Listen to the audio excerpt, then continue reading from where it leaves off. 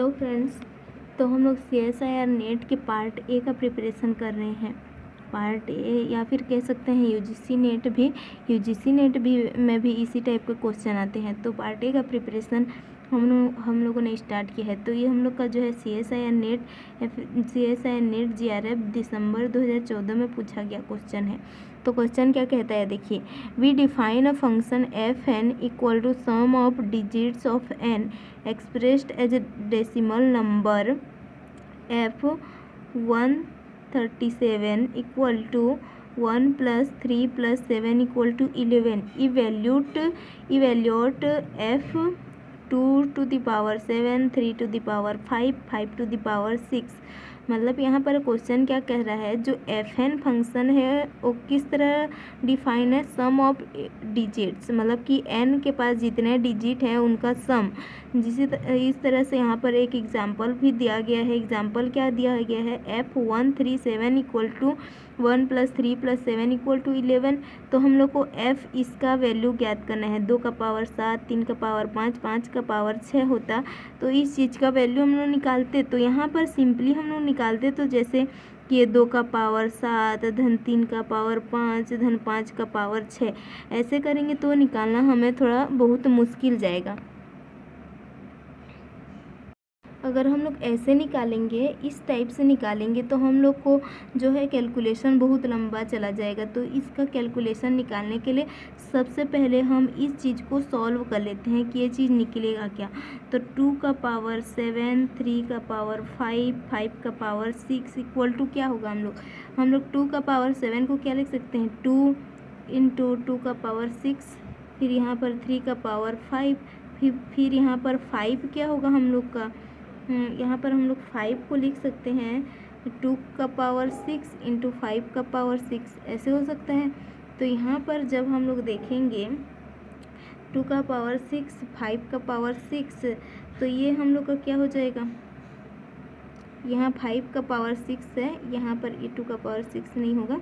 यहाँ पर हम लोग का 2 इंटू 2 का पावर 6, 3 का पावर 5, 5 का पावर 6, तो ये सामने में 2 रहेगा। ये 2 का पावर 6 5 का पावर 6 के साथ एक साथ लिख देंगे उसको, तो ये 3 का पावर 5 इंटू 2 इंटू 5 बोथ का पावर 6, ऐसे हो जाएगा। फिर ये हम लोग का 2 इंटू 3 का पावर 5 इंटू इन दोनों को जब हम लोग गुणा करेंगे तो ये 10 का पावर 6 होगा।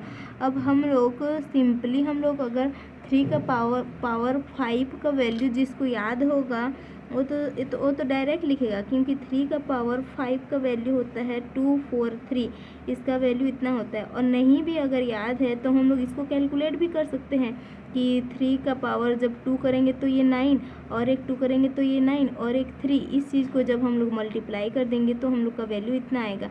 तो इतना तो हम लोग मल्टीप्लाई कर ही सकते हैं।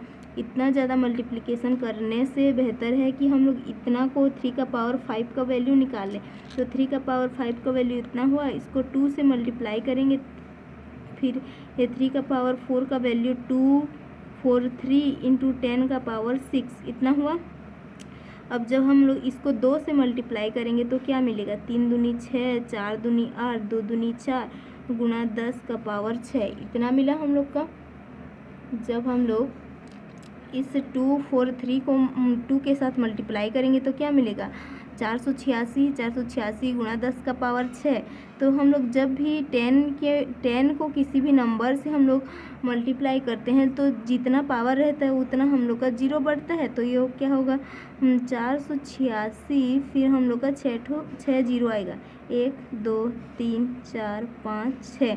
अब हम लोग का जो एग्जैक्ट नंबर आ गया वो होगा इतना आ गया। अब हम लोग इस चीज़ को जोड़ सकते हैं, क्योंकि हम लोग का इतना का वैल्यू जो है हम लोग का क्या था, F27355 इसका वैल्यू क्या मिल गया, F48600000 ऐसे मिल गया। अब हम लोग का क्या है, जो हम लोग का जो फंक्शन डिफाइन है कि उसकी डिजिट को जोड़ते हैं, तो यहाँ पर भी हम लोग डिजिट को जोड़ देंगे। तो ये 4 + 8 + 6 + 0 + 0 ऐसे बढ़ता जाएगा। तो जब हम लोग इसको जोड़ेंगे तो हम लोग का क्या मिलेगा, 18 मिलेगा, तो ये हम लोग का आंसर जो हो जाएगा, इस तरह से हम लोग का आंसर 18 हो जाएगा। इसी तरह से हम लोग जो लेंदी कैलकुलेशन है उसको शॉर्ट फॉर्म में बता दिए।